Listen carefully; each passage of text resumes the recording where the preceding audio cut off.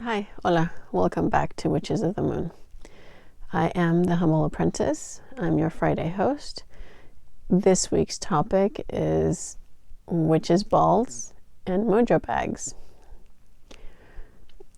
In my practice, the two have a different purpose, right? There's a lot of different container spells or workings that you can do. So witches' balls for me are a sphere or a container that draws in and attracts energy, transforms it depending on the ingredients that I use in the sphere, and then releases it, puts it out with the new intention, with the new transformed or transmuted purpose that I place into the sphere. The basic ingredients that go into a sphere in my practice are a shiny tinsel or glitter, or a sphere that's already silver or gold on the outside that draws in the entity or energy, that attracts the energy into itself.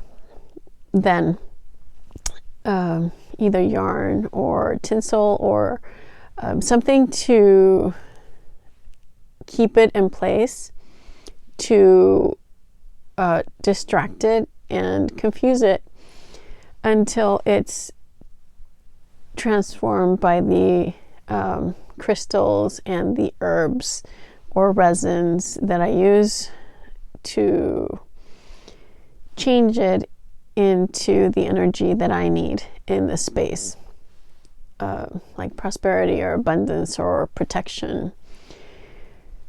So it doesn't ever just hold negative energy, because like from my point of view, you don't really want these little spheres just holding on to all this negative energy, or an energy that's not what you want in the space. If you don't want it, you really don't want to just create something that just holds it, because then you don't really want to be in the space or be near the sphere.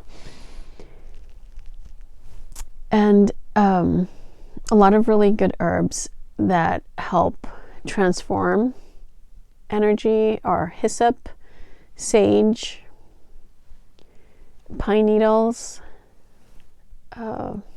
elder bark, cinnamon, cloves, yarrow. Yarrow is a very good one. And then frankincense, salt, sea salt, black tourmaline. Black tourmaline is really good for protection and grounding, so it holds it. And then like hyssop is very cleansing, clearing, and transforming. Yarrow removes negative energy, and cinnamon is very protective. So you can also add selenite for cleaning and cleansing, clearing. So that's how I work with spheres, witches' balls. And so mojo bags or gree bags, conjure bags or root bags, those are very different, because that comes from the hoodoo tradition. And basically what you're doing is you're creating a little entity, a little spirit that's going to work with you to bring about a change. It could be in your life or in somebody else's life. It can be, changing the energy that comes towards you or protecting you from energy that comes towards you. So you normally or traditionally make it out of flannel. You can make it out of gray flannel, red, white. You can use color as one of the elements that you use in your practice.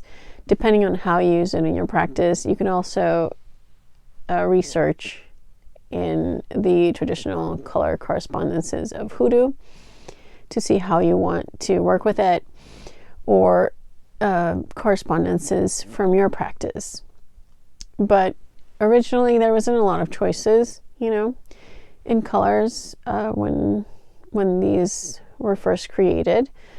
But it's very powerful if you're going to make something for protection to use a piece of clothing or a part of a piece of clothing from the person that wore it, that you're making the working for, especially if you don't wash it. If it still has the energy and the smell and the essence of the person in the cloth. In some traditions, you can have 13 items or less. Let's say if you use sage as one of your elements, if you put 3 pinches of sage, it still counts as one of the elements. You can use sea salt, you can use crystals, you can anoint the flannel with an oil for protection or an oil for abundance or money oil. But one of the very important things is that the spirit needs to be fed. So once you create the Mojo bag or the Gree bag, the conjure bag, you have to feed it with either brandy or rum or whiskey or tequila. It has to be a spirit also. When you're making it, you can put some whiskey or rum or whatever alcohol you're using, a little bit in each of the corners. Then as you're closing it, before you tie it, you breathe your breath of life into the bag.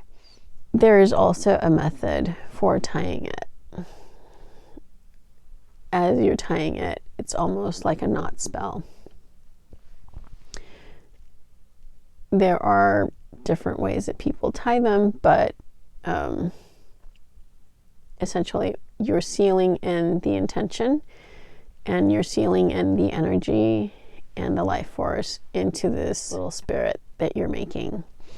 And then you have to carry it with you, close to you, or on your body, or in your purse, or in your pocket, somewhere where you're going to be in contact with it throughout the day.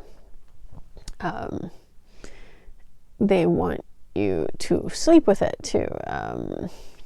It just wants to have your energy and be part of your energy throughout its existence. Don't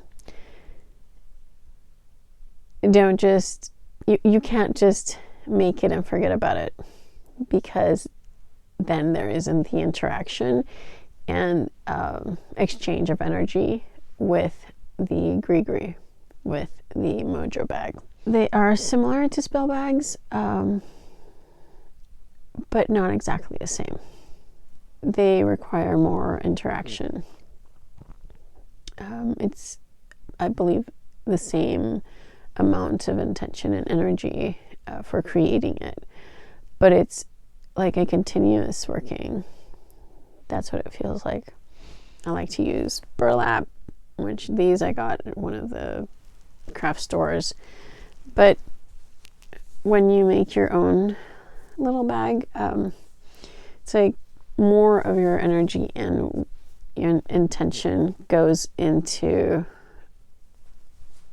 the bag, because you're constantly thinking about it, when you're making the bag.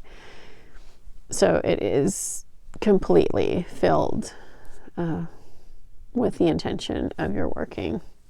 And that's it, I think, for this topic. I hope that it gave you some ideas and maybe a different perspective from somebody that works differently with these items. Thank you for watching. Have a great weekend, and blessed be.